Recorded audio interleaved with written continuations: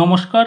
বিদ্যাসাগর বিশ্ববিদ্যালয়ের ইতিহাস বিভাগের নিউ সিলেবাস অনুযায়ী সেমিস্টার 2 এর পাস পেপার মাইনর 2 থেকে আজ তোমাদের কাছে একটি গুরুত্বপূর্ণ 5 নম্বরের প্রশ্নের উত্তর তুলে ধরব।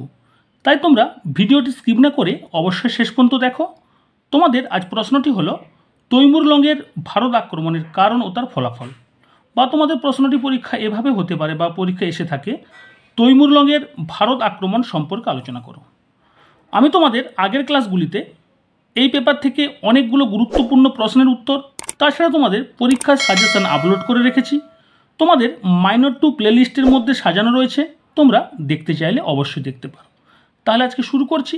তোমরা প্রথমে প্রশ্নের উত্তরটি ভালো করে বুঝে খাতায় লিখে ফেলো। তোমরা প্রথমে একটি প্যারা করবে।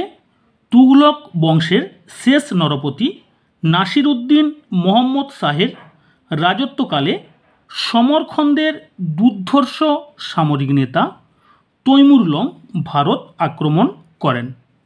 তিনি 1336 খ্রিস্টাব্দে সমরখন্দে জন্মগ্রহণ করেন এবং পিতার মৃত্যুর পর 1369 খ্রিস্টাব্দে 33 বছর বয়সে পৈতৃক রাজ্যের সিংহাসনে বসেন। অচিরেই তিনি মেসোপটেমিয়া, পারস্য ও আফগানিস্তান জয় করে একজন সমরকুশলী বীর রূপে বিখ্যাত হয়ে ওঠেন। এরপর তিনি ভারত অভিযানে অগ্রসর হন। এরপরে তোমরা নেক্সট পয়েন্ট করবে ভারত অভিযানের উদ্দেশ্য। তৈমুরের আত্মজীবনী তুজুকি-ই তৈমুরি থেকে তার ভারত অভিযানের দুটি উদ্দেশ্যের কথা জানা যায়। 1 নম্বর পয়েন্ট, বহু দেববাদ ও পৌত্তলিকতায় আচ্ছন্ন ভারতীয়দের সত্য ধর্মে দীক্ষিত করা এবং 2 নম্বর পয়েন্ট, ভারতের অমিত ধন ঐশ্বর্য লুট করা।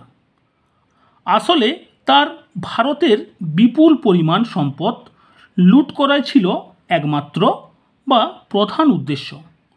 পৌত্তলিকতার বিনাশ সাধন ছিল একটি অজুহাত মাত্র। এরপরে তোমরা নেক্সট পয়েন্ট করবে ভারত আক্রমণ।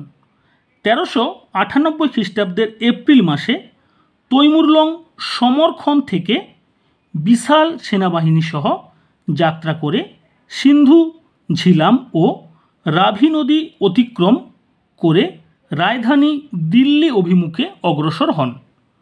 পথিমধ্যে দীপালপুর, ভাতনার, সিরসা, কৈথাল প্রভৃতি স্থান লুট করে এবং বহু নরনারীকে হত্যা করে দিল্লিতে এসে পৌঁছায়। এরপর 18 ডিসেম্বর দিল্লিতে প্রবেশ করে তৈমুর ও তার সেনাদল দীর্ঘ 15 দিন ধরে লুণ্ঠন ও হত্যাকাণ্ড চালায়। তাদের হাতে লক্ষ লক্ষ মানুষ নিহত হয়। এরপর তিনি প্রভূত ধনরত্ন ও অসংখ্য বন্দীসহ স্বদেশ অভিমুখে যাত্রা করেন 1399 খ্রিস্টাব্দে।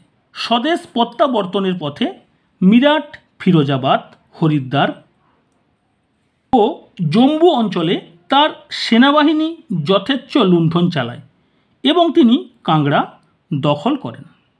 এরপরে তোমরা নেক্সট পয়েন্ট করবে ফলাফল।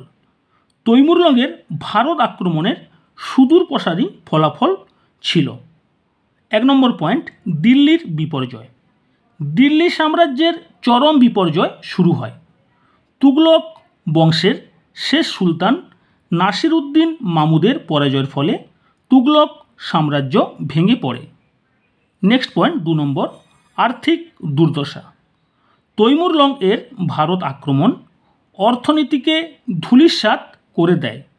সোনা, রূপা, মুক্তাসহ প্রচুর ধনসম্পদ লুণ্ঠন হওয়ায় অর্থনৈতিক মেরুদণ্ড ভেঙে পড়ে। নেক্সট পয়েন্ট 3 নম্বর, নগর জীবনের ক্ষতি। ব্যাপক ধনসম্পত্তি লুট ও একের পর এক নগরী ধ্বংসের ফলে নাগরিক জীবনে ব্যাপক ক্ষতি হয়। নির্মম হত্যা নাগরিক অস্তিত্বকে বিপন্ন করে। 4 নম্বর পয়েন্ট, রাজনৈতিক বিভক্ততার সূচনা। তৈমুরের ভারত আক্রমণের ফলে ভারতের রাজনৈতিক অখণ্ডতা নষ্ট হয়ে যায়। এরপর তোমাদের 5 নম্বর পয়েন্ট, নতুন রাজবংশের প্রতিষ্ঠা। তৈমুর লং ভারত ছেড়ে যাওয়ার আগে খিজির খাঁকে লাহোর মুলতানের শাসনকর্তারূপে নিযুক্ত করেন, যা পরবর্তীকালে সৈয়দ বংশ নামে পরিচিত লাভ করে। নেক্সট পয়েন্ট 6 নম্বর, বাবরের আকাঙ্ক্ষা পূরণ। তৈমুরের ভারত আক্রমণ দিল্লির শাসন ব্যবস্থাকে অচল করে দেয়। এই রাজনৈতিক দুর্বলতার সুযোগে বাবর ভারত আক্রমণের সুযোগ পান। এরপর তোমরা সবার শেষে উপসংহার পয়েন্ট করবে। পরিশেষে কথা নিঃসন্দেহে বলা যায় যে তৈমুরের ভারত আক্রমণ শুধুমাত্র দিল্লি সুলতানি সাম্রাজ্যের অর্থনৈতিক ও সামাজিক মর্যাদা বিনষ্ট করেনি, 200 বছরের রাজনৈতিক অস্তিত্বের মুখোদ্ঘাটন করেছিল। তার আক্রমণে যে রাজনৈতিক অখণ্ডতা বিনাশ প্রাপ্ত হয় তা মুঘলদের আক্রমণের পূর্ব পর্যন্ত ফিরে আসেনি। তাহলে আজ তোমাদের মাইনর 2 পেপার থেকে একটি গুরুত্বপূর্ণ 5 মার্কের প্রশ্নের উত্তর তুলে ধরলাম। যদি তোমাদের আজকের এই ভিডিওটি বা প্রশ্নের উত্তরটি ভালো লেগে থাকে অবশ্যই লাইক করো, বন্ধুদের মধ্যে শেয়ার করো এবং কমেন্টে জানাও তোমাদের এই প্রশ্নের উত্তরটি কেমন লাগলো।